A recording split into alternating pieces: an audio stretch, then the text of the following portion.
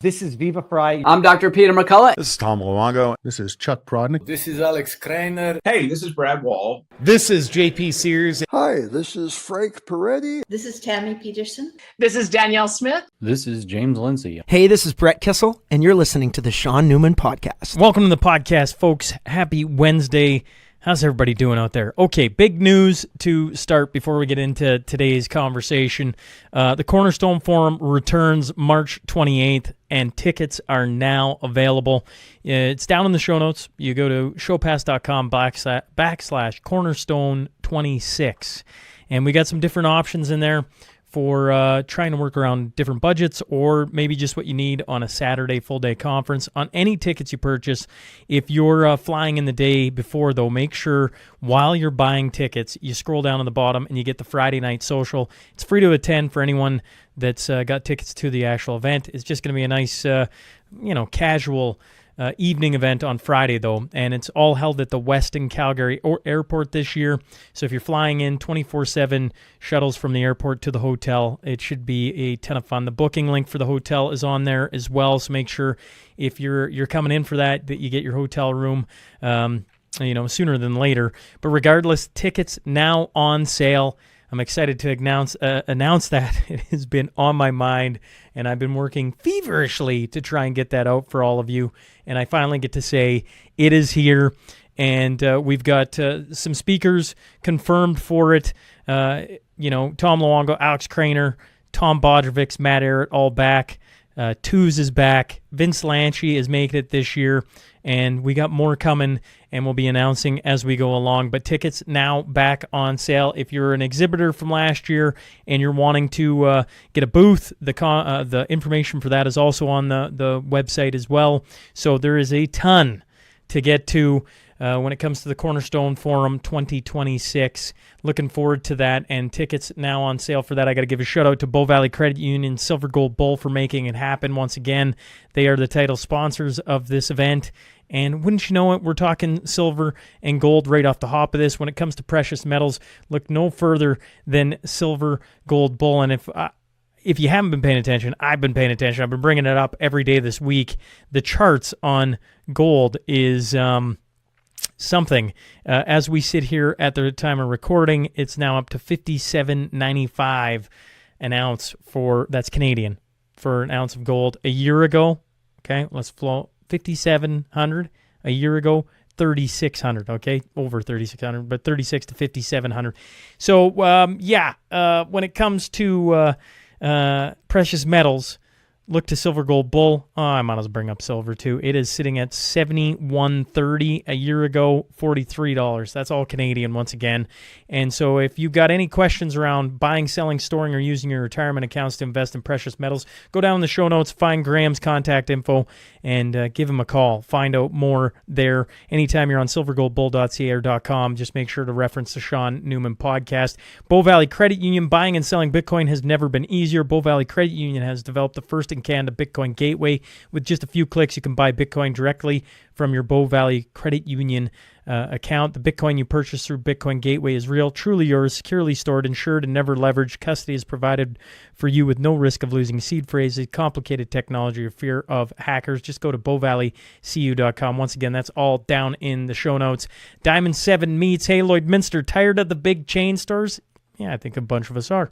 Well-discovered Diamond 7 Meats, a family-run business you can trust, serving our community for the past 26-plus years. And if you want all the great meats, whether you want to, go down and get it out of the freezer, or you can give them a call. It's 306-825-9718. You can get it cut fresh. They're on Highway 17 and 67th Street north side of town. Call Diamond 7 Meats today. Caleb Taves Renegade Acres, they do the community spotlight. We got some events coming up, okay? October 25th, Prophet River has their Customer Appreciation Day. Rod Giltacker of the CCFR is going to be in attendance. So if you're wanting to run into Rod Giltaca here in Lloydminster, stop in Prophet River's Customer Appreciation Day. On October 26th, this should be a fun one. We're going to be shooting some guns with Rod Giltaca, Chuck Prodnick, and Jamie Sinclair at the Lloydminster and District Fish and Game Association Indoor Range. Prophet River has been kind enough to supply the ammo for that day. You do not need your PAL, okay? This is going to be fully, I don't know, licensed, everything. We got all the right people there. And it's one of the things that I enjoy about this event is you don't need to have a PAL in order to come do it. You're going to be supervised and all the right things are going to be done. It does cost you $20. If you're interested, text me and we'll put you on the list. You got to get on the list, folks, if you're interested in that. That's October 26th. Quick Dick McDick is live November 22nd in Lashburn. It's a fundraiser for the Lashburn Elementary School. They're building a new playground. The SMP Christmas Party, December 20th. The dueling pianos backed by popular demand. There's one table left. I don't know what you're waiting for, but shoot me a text if you're interested. The Mashspiel. The Mashup has its community event January 17th at Kalmar, Alberta, just west of Leduc. We got 14 teams left. So if you're wanting to get a team in that, shoot me a text or search it out on the Mashup. I can put it in the show notes as well. That way all the links are there. Go check for it. If you haven't signed up for Substack, it's free to subscribe to. We put the week in review there every week so that you can catch up on all things podcast related. You can also become a paid member, support the podcast, get some behind the scenes footage of, I don't know, say the new studio or some of the conversations I've been having with different people. We've been talking about that recently. And Cornerstone Forum 2026 is now out. Tickets are available. Scroll down in the show notes, find it. I'm excited for this. I am uber excited for this. And I'm going to remember that as the event gets closer and the stress notches up. It's taken a while to get it here, but we're back, and it's coming at the end of March 2026. I hope to see you there. Get your tickets today. Make sure to book a hotel room. Make sure to get the complimentary ticket for the Friday night social. And I guess if you're watching or on Spotify, you're listening on Apple, YouTube, Rumble, X, Facebook, make sure to subscribe. Make sure to leave a review. And make sure to share with a friend. The premiere's on today. That's pretty exciting. And I think Albertans should probably hear it. All right, let's get on to that. Tale of the tape.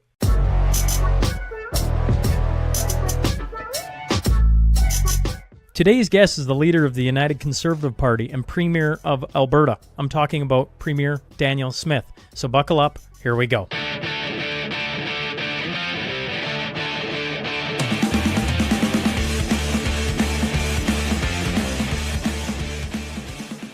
Well, welcome to the Shaun Newman podcast. Today I'm joined by Premier Danielle Smith. Premier, welcome back to the show. Thanks for hopping on. Hi. Sorry I'm not in studio. Would have been nice to see you in person. Yes, it would have been. I tell you what, you come back in a couple months and we'll be in the new studio. How would that be? Fun. I'm looking forward to it. Yes, and we'll find you one of those silver ounce coins. They're worth quite a bit right now. Sadly, because of inflation. Exactly. Yes. Okay, before we get too into everything that's been going on, I had a question for you from a month ago that I've been waiting to ask, because when Charlie Kirk got killed, people were texting me like nobody's business, wondering how I was doing. And I was like, well, that's kind of odd. I'm like, I'm doing not fine, but but I assume it was because of the people I interview and some of the conversation I'm had and so forth. And my mind went to you, in the course of, basically a year, you had Trump shot, you had Charlie Kirk assassinated. And I've been watching media and just different people and how they characterize you. And I think it's safe to say in politics, for sure, you've got to be one of the most demonized politicians in Canada right now. How are you doing after that? And have you had to change any of your, not talking points, but just, it kind of went up a notch there when he was assassinated. It was like, if you disagree with somebody, violence was, on the screen. Well, I think you and I take a similar approach to issues, that you've got to keep talking. This is why I always loved being in the mainstream media. I always felt that mainstream media should be the public square. They should be talking to people from both sides so that you can see where you agree and where you disagree, so that it doesn't get to a point where people are so polarized and angry that anyone would think that that was an answer. So I've always been the same way. I mean, I was going through the Alberta Next panel process all the way through. I do my radio show every second Saturday. I make myself available at town halls. Lots of people come up to me, and I feel like that kind of approach is really the one that is going to win out in the end. You just got to keep talking to people. It doesn't matter if you disagree. My approach is always try to find the place of common ground. Try to find the place where we can agree, and I think maybe that'll help us to try to find some of those points of consensus. I sometimes joke with my staff is that I look at every person as either a current UCP voter or a future UCP voter. And so when you do that, I don't get fussed too much about what the Eastern media thinks about me. I'm not trying to win their vote. Well, let's focus then on something happening today. I was doing my list here of like, okay, we better ask about this. And I'm like, I don't know if there's a bigger story right now. I don't know how many times I'm getting texted about it in a day, but you got more than 50,000 teachers on strike for the first time in 23 years. And you got 700,000 kids out of the classroom. There was an offer of 12% wage increase over 4 years with funding for 3,000 new teachers, 1,500 education assistants, and it was rejected by ATA members, almost 90% of them. You had Jason Schilling, the ATA president, come out, and he was quoted, "Teachers have rejected that because we know that 3,000 teachers is just a drop in the bucket of what is needed across the province." I'm curious what you can say to Alberta parents, because they're sitting there going, what is going on? And how do we get our kids back in the classroom?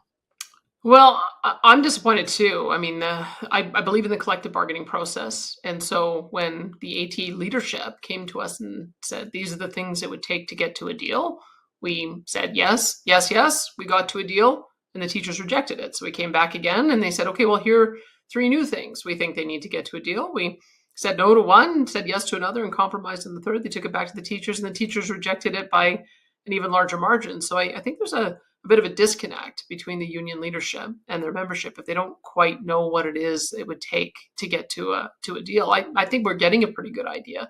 We launched a review to find out how teachers were feeling about how to address the issue of complexity in the classroom and aggression in the classroom. And so that's why we know hiring more teachers, hiring more education assistants, that is going to be the pathway for us to address the concerns that we're hearing from teachers on the ground. The wage offer is very fair. If you look at what we're offering at the gross level, by the time we get to 2027, it will be just slightly behind the top level in Manitoba. But after our taxes, they will be ahead of every other teacher in similar categories by thousands of dollars. So I really don't think it's about more dollars for each individual teacher. There's a lot of parents who don't make $100,000 a year, and a tenured teacher with 5 years of training will make $115,000. So I think that I don't think it's really the salary issue, but it is those complexity issues, and so that's why we've been encouraging the teachers union to really find out from their teachers what it is that they think they need to get to a settlement. Come back to us with a reasonable proposal that we can afford. We are, of course, facing a $6.5 billion deficit this year after a few years of surplus. So there are some limits on what taxpayers are able to afford. And we'll see if they're able to come up with a package that will get us to a negotiated settlement. We're back at the table, and I hope we're successful. Naheed Nenshi says you've provoked this. That's, and I shouldn't just point him out, although he is the official opposition. So I looked at, I was scrolling through things, trying to figure out, what's going on, what's the other side saying, going back and forth. And one of the things that I kept stumbling into is that the UCP has provoked this. And I'm like, provoked it? Okay. Well, then I lean on the numbers because, you got to, okay, well, let's look at the numbers and see what the story tells. So when I'm looking for the numbers, I go to the Canadian Taxpayers Federation, got a ton of time for them. And they Alberta taxpayers are projected to spend $10.4 billion this year on K-12. The year before that was 9.2. The year before that, 8.8. The year before that, 8.3. As Chris Sims would say, increasing spending on education is an odd way to provoke a fight with teachers. But maybe I'm missing something, Premier. Maybe you could address that. Are you provoking this? I don't see it, but I don't have maybe everything in front of me. Well, there's been a few things. I mean, there are some decisions that we had to make from a policy point of view that we heard from parents that they wanted to see. One was cell phone bans in the classroom. We were seeing that school boards weren't proactively able to address that across their boards, but we were hearing over and over again, even from teachers, that it was creating distractions in the classroom. So we passed policy there. We heard from teachers or from parents as well grave concern about stories that their kids might be transitioning gender in schools and not the parents weren't told about it. So we had to address that. And we heard that there were some pretty racy graphic images of pornographic images of in school books and libraries that were available to elementary kids. So we had to address that too. So we don't try to micromanage what is happening in the schools, but when we identify issues that parents are concerned about, we address them. And if that's provocative, I hope not, it shouldn't be. I mean, what I had hoped would happen in each of those is that teachers would say, thank you. We don't want schools to cell phones in the classroom either. And we don't think that young children should see pornographic images. And we agree that parents should be involved in really important decisions around the identity of their children. That's kind of what we would hope. And we've had many teachers who've said that too. So if that's what he's getting at, then I would say that it kind of misses the mark. I think what we need to do is make sure we're running a public education system that is aligned with what parents are asking us and aligned with parents' values. And so I hope that that's not what they're referring to. One thing that is no doubt a problem is that we have not been able to keep up with the dramatic number of newcomers coming to the province. When we had our Alberta's Calling campaign, I think we went in thinking that we were having a normal amount of immigration in the country, which was about 0.6 to 1% of the population.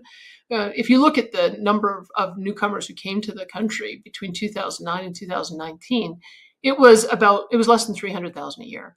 I don't think anyone knew that post-COVID we would see 1.5 to 2 million people a year coming into the country. And so what was happening is Alberta was getting a larger percentage of people moving here than our population was able to support. And we're seeing it in the classrooms. We had 80,000 more students come into the schools in 3 years. You just can't build schools fast enough. Many of those kids come from war-torn places. So there's trauma. There's different levels of education because of disruption. There's English language learning issues. So all of those things have put additional pressure on teachers. We've done what we can to keep up. We've announced the school construction program. We announced complexity funding. We're prepared to give $2.6 billion more to address them. So I do know that there has been a lot of pressure. But part of that is the federal government having really taken all of the reins off any of the restrictions that they had on the various programs. And it's put a huge pressure on all of our social programs, including and maybe especially education. And that's what we're trying to respond to.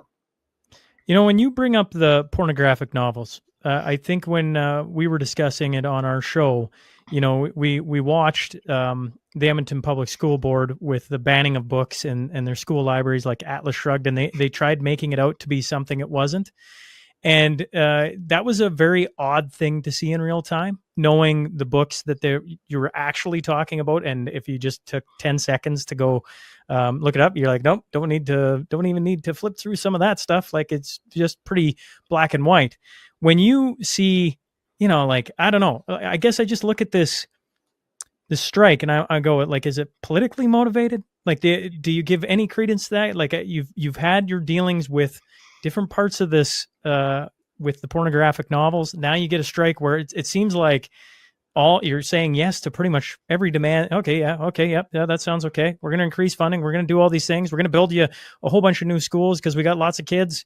And it's just like, no, that's not enough. Like, does it get to politically motivated? Well, you know, it's hard for me to know. I do sometimes ask the question of when the NDP were in power and they offered 0 and 0 and 0 and 0, 4 zeros, they didn't face labor action.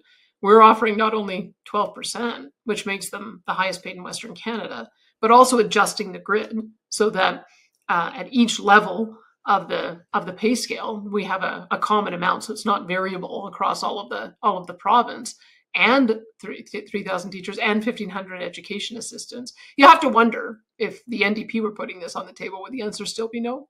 And I hope it's not partisan, but that's what we've been trying to do. Separate. This wasn't a vote on how you would vote in the next election. It was a vote on the pay package.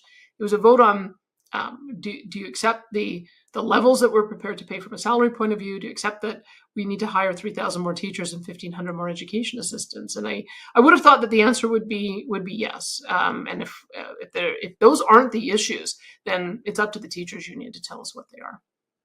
One final one then on the teacher strike. And I don't know if you can comment on this, but I'll fire anyways. We've been watching the Canada Post strike, right? Like this has been ongoing. And one of the things as it's dragged on is their signing bonus, their getting back pay signing bonus.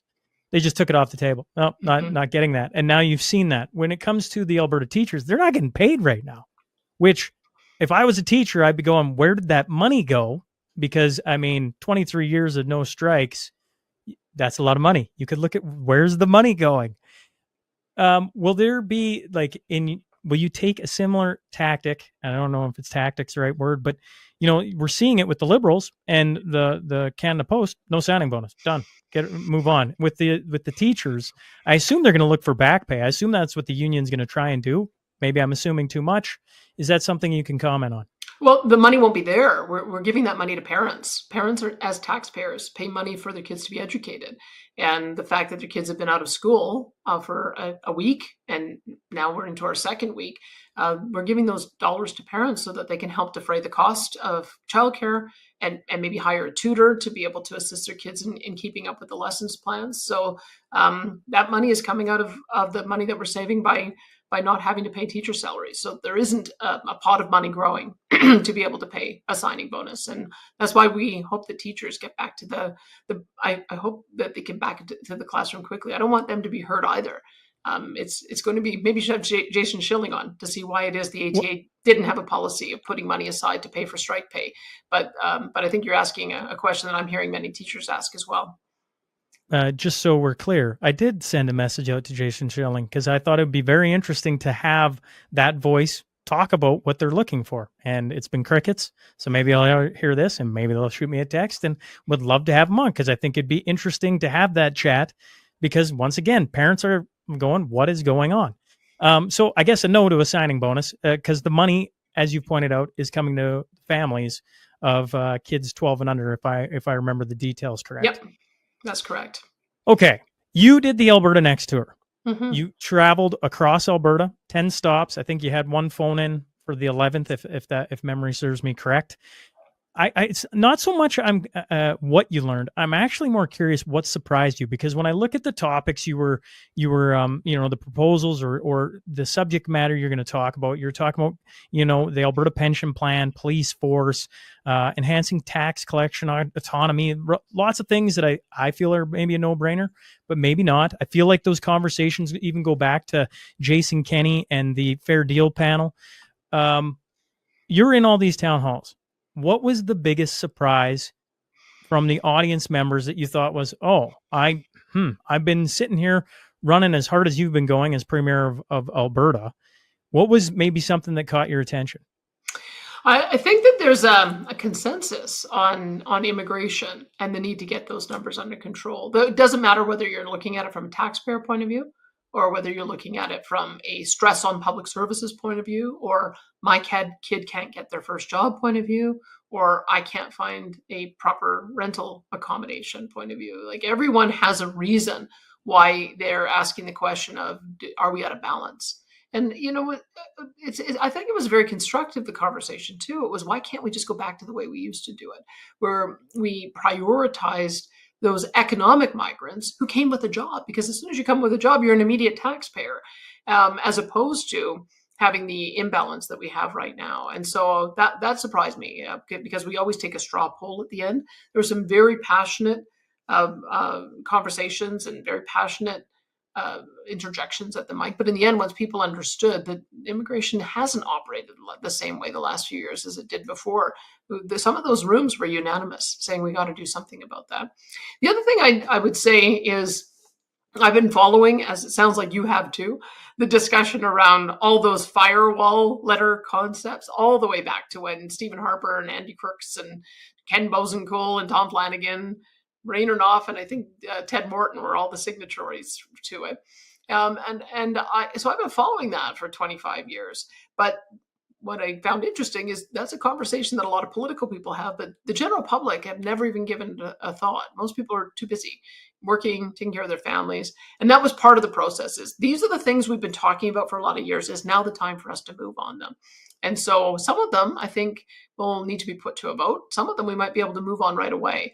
But we're still doing the deliberations with the panel. But I think that was the other part, is that I thought that there was maybe a lot more awareness that those had been long time issues being discussed than perhaps there was. But that's okay. We have now nearly 1 million people who participated in the process. So people now know that has been an active political conversation. And it would make us a little bit more like Quebec if we had our own tax collection, our own pension plan, our own immigration system, and our own police force. So I think people now understand why it is that those issues keep coming up over and over again. But I guess the other part too is we've been very focused on trying to get a new economic deal. I'm calling it a grand bargain with Mark Carney, and that talked about repealing the 9 terrible laws that have suppressed our economy for the past 10 years, but building a new bitumen pipeline to the BC coast, as well as having an emissions reduction plan supported with the Pathways project. And that's not the only thing people are upset about. They're very upset about that, but they're also upset about the way in which the federal government takes too much money from us and spends it badly or in the rest of Canada. They are upset about the ways in which they're interfering in our jurisdiction, whether it's taking away the rights of law-abiding gun owners, or whether it's taking away the rights of podcasters to be able to have free speech. So it's not just a single thing that is going to remedy the relationship with Canada. They have made a lot of decisions that people are feeling very frustrated by. I think we managed to get most of them on the table through the discussion, and now we'll have to deliberate what we do about each of them. But especially when the open mic session happened, you got to hear a lot of very passionate Albertans talk about what their grievances were. You mentioned is now the time. For a lot of Albertans, now is the time. What in your conversations is going to be like, it is time? Or what are the things that can be done now without having to jump through 50 legal hurdles? I'll have a better idea. We've only had one session where we've been deliberating with the panel, and so we're closing in on that. I imagine that we'll probably be finished that work before the end of the year, because the issues that I want to take to referendum, I want to do that in the spring so that we can have a standalone issues referendum and not have it in conjunction with a municipal election, which would have been too fast, or a provincial election, which is too far away. So that's why I think we need to finish our work as a panel before the end of the year. And then we'll have several questions that will either go forward to referendum, or we'll be able to act on right away, or we'll be able to say, you know what, we heard enough that we're not going to do this at all. So that's still a bit of a process that we're going through, but you will know before the end of the year. When you say a standalone referendum, I'm curious. I've learned a bunch about this. And once again, you know my background. This was not something that I started out in life to become an expert in, and I'm by no means, folks, an expert on this. When you have a referendum in 2026, a standalone referendum on a bunch of these issues, will it be binding, or is it just a straw poll of the public to see where everybody's at? Well, I tend to want to ask Albertans questions on things I'm prepared to act on, because that's the whole purpose of having citizen-initiated referenda and also going to the people with referenda. The question would be, I suppose, do you need to have a clear enough majority from a large enough people participating? That's always been been the question. If people aren't interested and only 10% of people turn out, that would probably tell me something. I don't think that will happen. But I do hope that people do participate, because it matters. It matters for us to be able to hear directly from people, and it matters to the process. I mean, I do believe in representative democracy. Otherwise, I wouldn't be an elected official. But there are some things that are so important that you need to be able to hear directly from people on. And so that's why I think it's important to put them to a referendum. Any idea when the referendum would be? I know you say 2026. That's 365. Is there a narrowing in? May or June. Yeah, I'd probably want to do it after legislative session, but before we get into the summer. Pipelines. You bring that up. This has been interesting to watch on my end, and I think for a lot of people in Alberta, right? You're talking about, okay, well, you know what? We're going to build these Canadian projects. I think that's wonderful. All these provinces got projects. The federal government's got projects. We want to get a new pipeline out to the west, right? Through BC, all these things. Ebbie comes out, craps on the idea. First Nations come out, parts of First Nations, not all, come out, crap on the idea. I'm like, Is there any possibility of getting a pipeline to the west? Because I've read and listened to way too much talk on this. And I think for a lot of people here in Alberta, they go, that'll never happen, Premier. It's not a chance. And the only way is to the south, with maybe the Keystone XL being talked about again, or something along that lines. Your thoughts? Well, I certainly do think that there's an opportunity south. The president has said that he wanted to restart the Keystone 2.0 discussion. The prime minister, he raised it with him in their last meeting. So there's no question that there are several projects that would allow us to take the largest supply of heavy oil and connect it with the largest refining capacity of heavy oil in the Gulf Coast. And that may well be the path of least resistance, but that would be a failure of the exercise. The exercise that we went through as a province and as a country over the last 8 months is, are we too reliant on a single customer? And what can we do to tear down trade barriers and trade more with each other and find new markets? And you don't find new markets by continuing to increase your reliance on the same market that you have. If the purpose of the exercise is to open new markets, then the only obvious solution is to get a new pipeline going to the BC coast, probably Northern Gateway 2.0, similar route that would get us a straight run to Asia, give us the advantage because it's only 8 to 10 days, and open up a brand new market to the largest market in the world in Asia. So are we serious about this or not? It has lots of people have wrapped themselves in the Canada flag, talking about how important it is that we support each other and work together. And now we're going to see if it's true or if it was just a lot of posturing. I took everybody at their word when they said they wanted to restart these conversations. We're prepared to restart them. We're prepared to do the work. We're prepared to work with Indigenous groups to get First Nations ownership. We're prepared to do the consultation. We're prepared to work with a team of people to get the technical review done to determine what the new pipeline route would be and what the cost would be. We're prepared to do all of that. But do we have partners to work with? Is Canada going to operate like a country? Yes or no? And I hope the answer is yes. And it's going to be up to Mark Carney to make that decision. The reason why we gave the trade and commerce power to the federal government is so that a single province couldn't landlock another from being able to get the resources to market. So, I understand that there's some issues that the BC Premier is concerned about, but it's not his decision, it's Mark Carney's decision. And I understand there's some work that we need to do with Indigenous bands. But as you pointed out, we've got some that are in favor and some that are opposed. Just on the same is true on every single issue that you can put forward. So our great task ahead of us is to build more and more consensus so that we can build a pipeline that benefits everyone: First Nations, British Columbians, Albertans, and the rest of Canada as well. New markets means working together. It actually means coming together, and because you're fighting amongst yourselves, and I don't mean you, I just mean like in general the provinces. I'm curious because you got to sit in under Justin Trudeau and now Prime Minister Mark Carney. Did Ebby call and say, I'm just upset with this, I don't want anything to do with this, and then go to social media? Or is he just blasted on social media, this is a terrible idea? And the reason I ask it that way, and I don't know if you can, I don't mean to share too many details. I'm just wondering if it's a leadership quality at the top, where it looked to me under Prime Minister Trudeau when he was in, everybody went off and yelled at everybody, and there was no unification. There was zero. There was beyond zero. And that led from the top down. And I have my thoughts on Carney, but I don't get to be in the room with him. I don't get to be in these conversations. You talk about, I'm taking everybody at their word. I thought we were working together. We're not working. And I'm wondering if there's any phone call first of Danielle, we can't do this, or if this is, we're going to go and try and win a media war on a pipeline. Well, I think I admit to being a bit surprised by the Premier's reaction, because I did give him a heads up. I called him a couple of days early, as did my ministers. My ministers called the Indigenous leaders. Both my Indigenous Affairs Minister and my Energy Minister began their calls to First Nations leadership 2 days before as well. And I know that there's lots of things that the BC and we can work on together. We've been seeing if we can work together on getting ammonia shipments to Japan and to South Korea.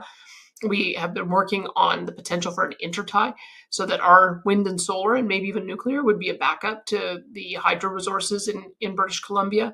We have biodiesel that is made from a new plant that Imperial's put together, almost all of it based on a canola-based product is destined for the BC market. We could do more of that. And also I've supported and the Premier's been vocal in saying, let's optimize the Trans Mountain Pipeline, which I think can, with dredging and with some additional compression and lubricants, can probably get another 300,000 barrels per day, and that's all great.